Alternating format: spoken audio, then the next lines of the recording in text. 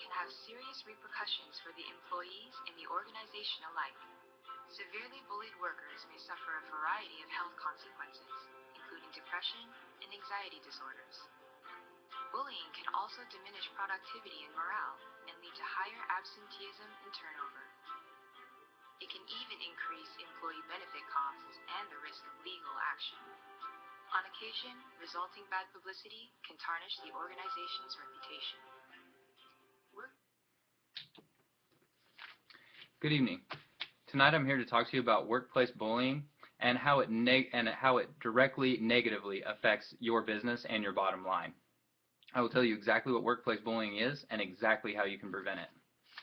In preparing this speech, I have tirelessly researched what workplace bullying is and how it affects profits and how you can stop it using credible resources and experts in the field. Here's the bottom line. Less workplace bullying equals higher productivity. First, I'm going to talk tonight about how it affects your individual employees. Then I'll move on to talk about how it affects your organization and your company as a whole and how it affects your bottom line and your profits. And then finally, I will go into how you can prevent it or what you need to do if it does come up in the workplace. So bullying or emotional abuse is the most common form of abuse, even though it's the least noticeable. Some examples of emotional abuse are threatening, humiliating, shaming, verbal abuse, or workplace sabotage, which directly affects employees' work from getting done. Bullying is also called psychological violence and psychological abuse. Workplace bullying can cause psychological and emotional injuries like severe anxiety, debilitating anxiety, depression, panic attacks, shame, guilt, and even PTSD. So now that we've discussed what workplace bullying can do to your employees, now we'll move on to talk about how it affects your company as a whole, how it affects the organization, and how it affects the bottom line. The negative effects of workplace bullying can actually be calculated, and we'll get to that in just a little bit. But here's what the Washington State Department of Labor and Industry had to say about it. Workplace bullying is a serious health and safety issue and has serious consequences for business, including reduced productivity and a failure to achieve workplace goals. According to the bullying expert Sherry Gordon, aside from disrupting the work environment and impacting worker morale, it can also reduce productivity, create a hostile work environment, and impact worker compensation claims. Other effects on the company include increased use of sick leave, increased healthcare claims, and increased staff turnover. Loss of employee loyalty, additional costs to recruit and train the new employees that you'll have to hire, negative publicity, and an increased risk of legal action. So now that we've talked about how it affects the organization as a whole, now we want to go into how you can prevent it or how you can stop it once it does come up.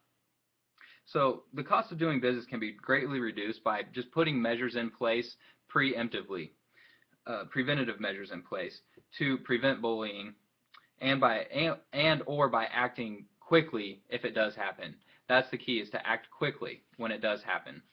And when grievances do emerge, handle them immediately. Also, be consistent with reprimands and put that policy into place, into practice.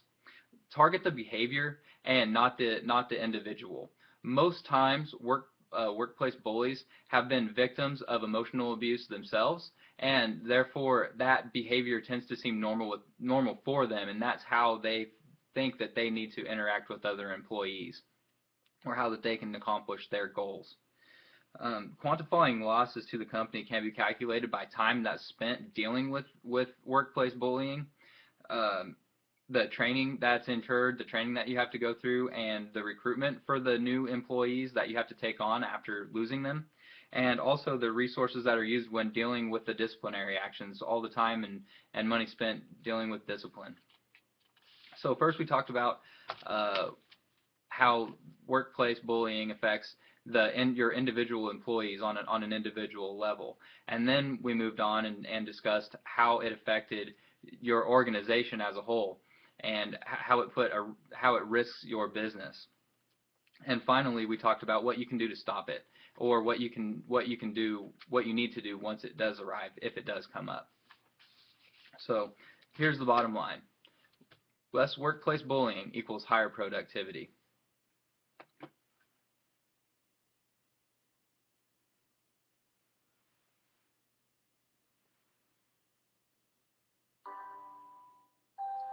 Prevention is key for any organization.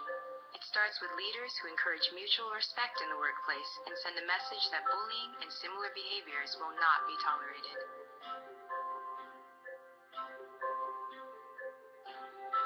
Organizations should educate their employees about workplace bullying and create a policy and procedures for addressing reports of bullying fairly and promptly. Consultation with legal counsel may also be advisable to ensure that liability concerns are adequately addressed. By promoting a psychologically healthy workplace and taking steps to prevent and address negative workplace behaviors, employers can create a work environment where employees and the organization thrive. So if there aren't any questions, I'd like to thank you for your time and attention. Good night.